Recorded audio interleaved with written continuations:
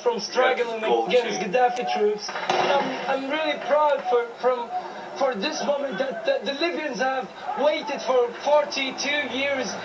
I'm gonna give this to my dad as a present because he has suffered a lot from Gaddafi and Gaddafi policy. Tell me how you got the hat and where you I mean, it suits you. Where did you get it from? It was really pretty hard. I just went inside his room, which Gaddafi's bedroom. Yeah, Gaddafi's bedroom, and it was really. I was like, oh my God, I'm in Gaddafi's room. Oh my God! But then this thing happened. I found this. I was like, oh my goodness! But I'm happy now. I'm having this thing, and I'm happy for Libyans, for those people who have suffered a lot. And I really thank all the countries that have stood with us, that have given us the help and support. I mean, you gotta laugh, right? Because in my ear, they're like, we've got an interview with one of the rebels who's been inside Gaddafi, and then, you know, look, he's got the hat on. He's wearing the hat. We saw the hat on Gaddafi many times. He's so happy, he said. He walked right into Gaddafi's bedroom and put on the hat and the necklace and some other bushy thing that I didn't understand the description of. Listen, a moment of levity in the midst of all this chaos, we'll take it, right? Let's get back to it. Another Sky News reporter who's been inside the compound reporting on the exchange of gunfire there that's been going on. No doubt will include Syria and by proxy Iran. I think looking at it from a military point of view, it's at this moment unrealistic to expect that the West, the United States, are going to organize themselves for a military campaign against Syria.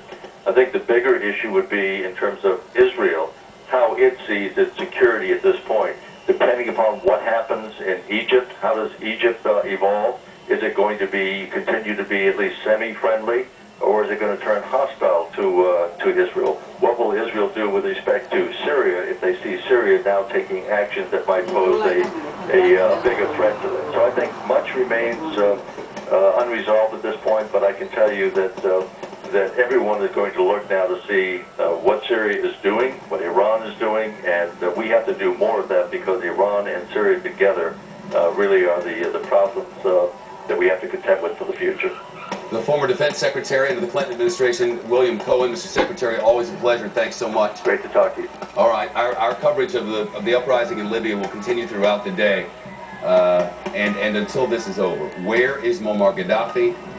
There is absolutely no question among those who covered this for us for weeks and months on end from our network and others that if these guys find him, that is when he'll take his last breath. Yeah. We're told that this was shot back in June of this year. Now for some perspective on what we're seeing, national correspondent Catherine Herridge, live in Washington. Catherine? It's a video, quite something, Megan. According to a senior defense official, the number of man-pads, that sort of military speak, for the shoulder-fired missiles in Gaddafi's arsenal is roughly 20,000. And Congressman Mike Rogers, who's chairman of the House Intelligence Committee, says he's concerned some of these weapons might walk away into the wrong hands. That it's the one country that has the highest number of these shoulder-fired anti-aircraft missiles in that whole region, in the continent of Africa, in the Middle East. It is staggering to the length of which Gaddafi went to purchase and implement these particular weapon systems. And what makes us nervous is there is not a full accountability. Just for some context, Al-Qaeda in East Africa back in 2002 used 2 shoulder-fired missiles to try and bring down an Israeli passenger jet over Kenya. That attack failed, but it led the Homeland Security Department to consider technology that could be used to protect commercial aircraft from similar attacks.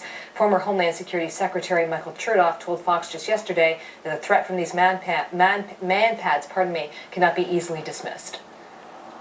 The more surface-to-air missiles that are out and about, the greater the likelihood some of them will leave the immediate vicinity and find themselves either in Africa or in Europe or in other parts of the Middle East. And on Libya's chemical weapons, some U.S. officials say the stockpile is small and relatively crude, but Congressman Rogers told Fox that he believes it's fairly sophisticated and that the U.S. government has not had recent assurances about who's in control of those weapons either, Megan. Catherine Herridge, thank you. You're welcome.